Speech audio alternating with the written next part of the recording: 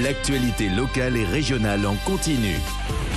Grand Lille TV, toute info. Bonjour à toutes et à tous et bienvenue sur Grand Lille TV, votre chaîne d'information en continu du Grand Lille. À la une de cette édition, un mot tout d'abord de la météo et du retour du soleil sur notre métropole. De belles éclaircies avec parfois le passage de zones nuageuses, mais globalement un temps beaucoup plus sec et dégagé que ce début de semaine. Et cette alerte également orange qui vient de nous être signalée par Météo France. Une alerte aux orages qui ne concerne que le sud du Nord, Pas-de-Calais. On fait le point juste après ce flash info lors de la météo. Et dans cette édition, on parle évidemment de politique et à l'heure où Manuel Valls a eu recours au 49.3 pour faire passer sans vote de la part de l'Assemblée le projet de loi El Khomri, des rassemblements sont prévus un peu partout en France en guise de protestation. Et cet après-midi, justement, une manifestation est organisée à Lille, porte de Paris, à l'appel de plusieurs organisations syndicales, CGT, FO, FSU, UNEF ou encore UNL. Ils devraient donc encore être nombreux à battre le pavé pour faire entendre leur opposition au projet de loi. Le collectif Nuit debout, lui, sera également dans la rue aux côtés des manifestants. Les images à suivre dans les prochaines éditions. Et puis, nombreux en effet sont les militants socialistes, jeunes et moins jeunes, à ne plus se retrouver dans le programme du gouvernement. Et c'est le cas de Jérôme Dehénin, qui était jusqu'alors secrétaire de la section du Parti socialiste à Lannoy et Ville-et-Wascal. Et en signe de protestation, il a rendu sa carte du parti, selon ses termes, la mort dans l'âme. Il était l'invité d'Adrien Lannoy sur ce plateau et revient sur ses doutes et déceptions. On écoute. Aujourd'hui, le parti est complètement muselé, le parti est complètement bloqué. On se retrouve un peu comme en l'an 2000 avant Jospin, où c'était « chut, tais-toi, de toute façon, on va gagner la présidentielle, il n'y a pas de souci, chut, non, tout va bien ». Et puis on voit ce qui est arrivé. Aujourd'hui, on prépare en grand l'arrivée de Marine Le Pen au deuxième tour.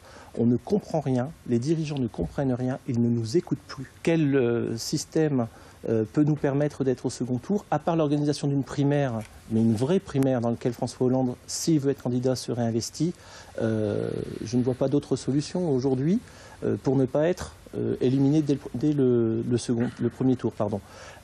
Face à Marine Le Pen, on veut quoi ? Et sachez que lundi dernier, Manuel Valls a présenté à Matignon un plan de lutte contre le terrorisme et la radicalisation. Et parmi ces mesures, la création d'un centre de réinsertion dans chaque région d'ici la fin 2017. Ou encore le fichier PNR, Passenger Name Record, afin de mieux coordonner l'action européenne. Et à l'heure où le gouvernement cherche justement des moyens pour lutter efficacement contre la radicalisation, nous nous sommes rendus au sein de la CAFES qui lutte contre les dérives sectaires et l'endoctrinement. Un reportage signé Idil Gunay, on découvre. Le grand défi de notre génération. C'est en ces termes que Manuel Valls a décrit le plan de lutte contre le terrorisme et la radicalisation.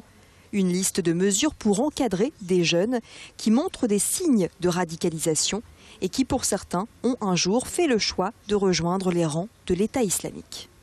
Des jeunes dont les parents sont accueillis ici au Centre national d'accompagnement familial face à l'emprise sectaire, le CAFES.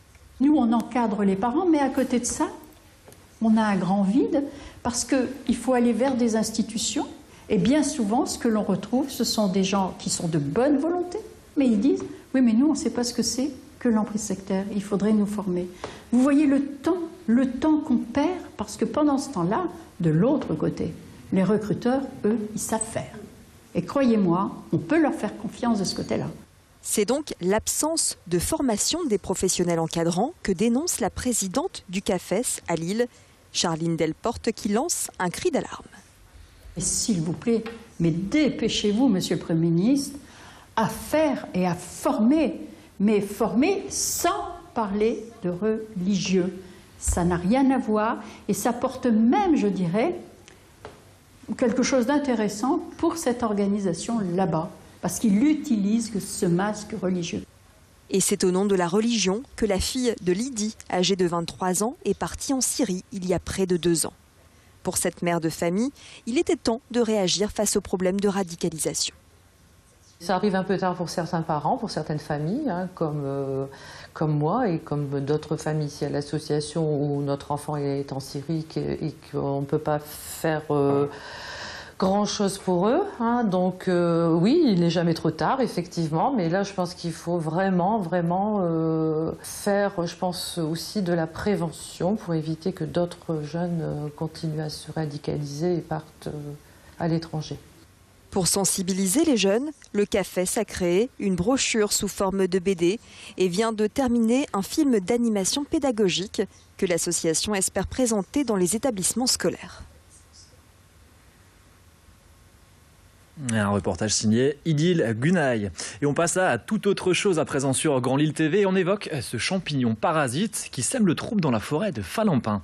Depuis les années 90, les frênes du nord de l'Europe sont touchés par un parasite, la Chalaria fraxinea, plus communément appelée la chalarose, ce qui entraîne irrémédiablement la mort des arbres.